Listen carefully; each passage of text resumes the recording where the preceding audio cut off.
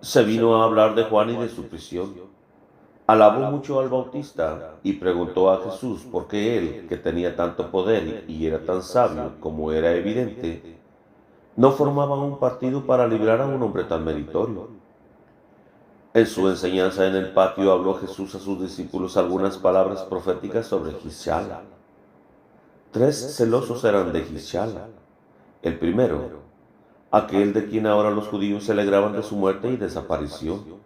Otro, que debía venir y que causaría mucho daño, levantando rebelión en Galilea. Juan de Gishala, que había hecho cosas detestables en Jerusalén, cuando era cercada por los enemigos.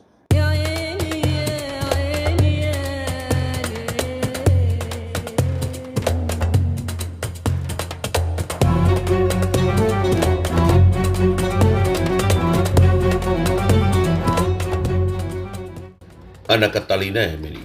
Visiones y revelaciones completas. Cuarta parte. La vida de Jesucristo y de su Madre Santísima. Época quinta. Desde la segunda fiesta de los tabernáculos hasta la primera conversión de la Magdalena.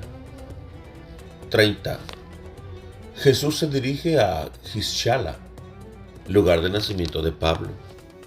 Desde Dabra fue Jesús por la tarde con sus discípulos a los campos de Gishala, a 3 horas al noroeste y a 1 hora de Betulia.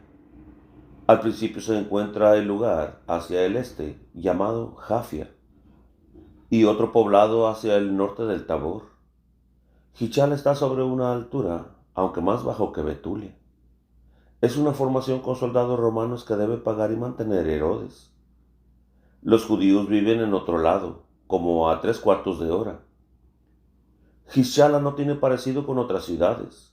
Veo muchos sitios con cadenas amarradas a postes, como para sujetar caballos, y en torno de la ciudad hay torres con terrazas y muros donde podrían guerrear los soldados.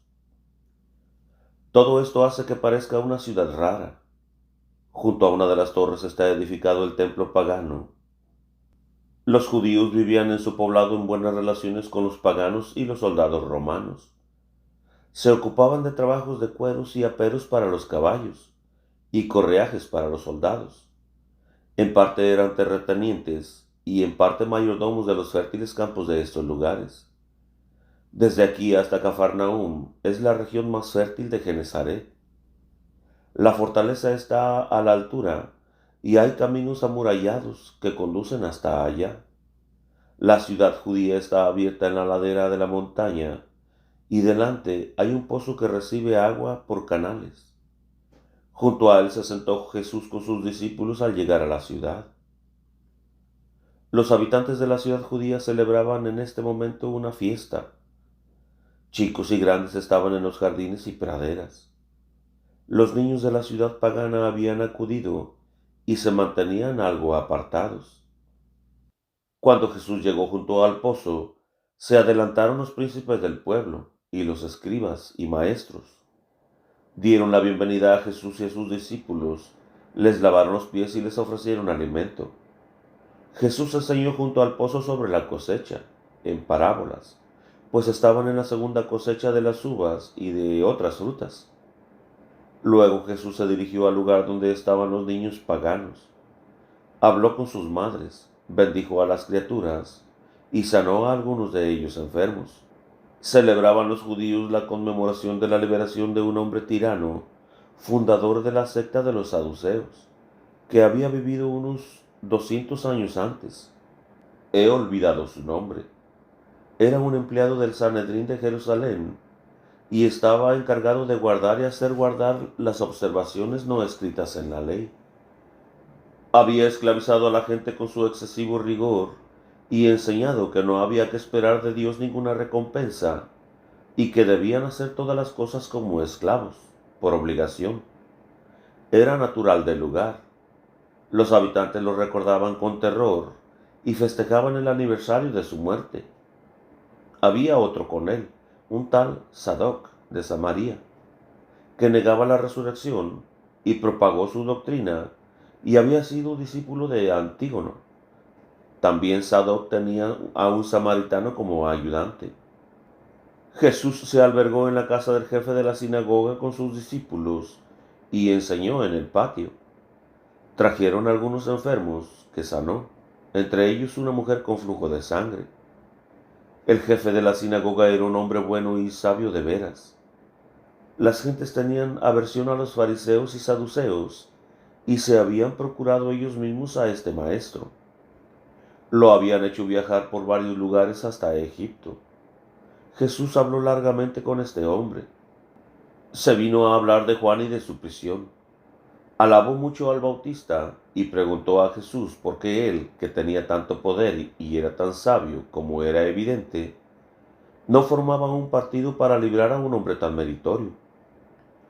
En su enseñanza en el patio habló Jesús a sus discípulos algunas palabras proféticas sobre Gishala. 3 celosos eran de Gishala.